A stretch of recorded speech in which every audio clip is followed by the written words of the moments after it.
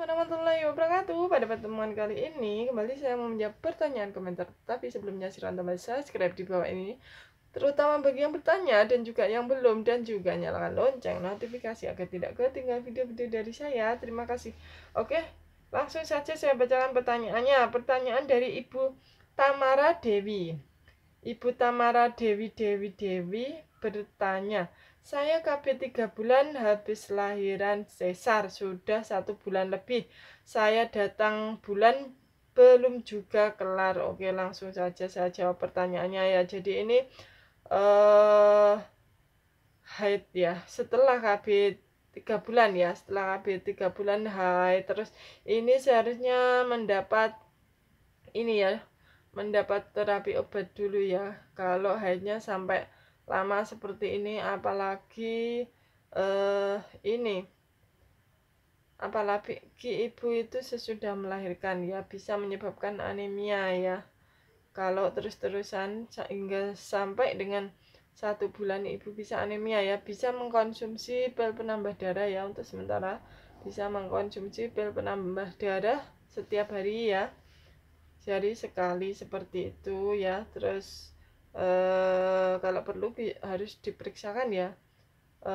Bukan kalau perlu, harus ya, sebenarnya harus ya, karena sudah lama ya, sudah 1 bulan lebih ya.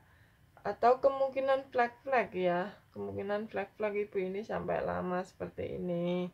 Biarpun flek-flek ataupun haid juga perlu mendapatkan pengobatan seperti itu, karena ini adalah efek suntik KB ya, karena masih awal, masih penyesuaian hormonnya ini belum sesuai, jadi masih perlu terapi pengobatan untuk menyesuaikan. Nanti setelah suntik yang kedua, 3 nanti bisa hormonnya kalau sesuai maka akan normal kembali seperti itu.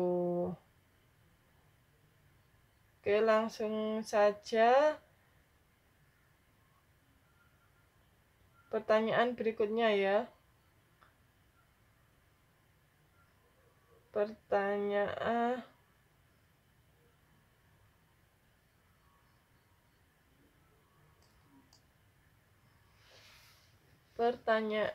berikutnya. Jadi ini pertanyaan mengenai ini ya.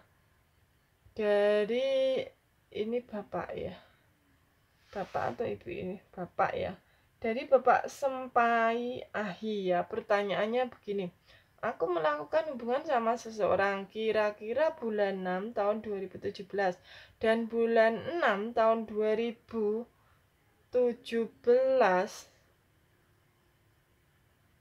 wanita itu sekarang meninggal kena HIV, dan tadi siang aku cek di puskesmas hasilnya negatif. Pertanyaan saya, apakah saya benar-benar negatif? Tolong, aku mau konsultasi. Oke, langsung saja saya jawab pertanyaannya ya. Jadi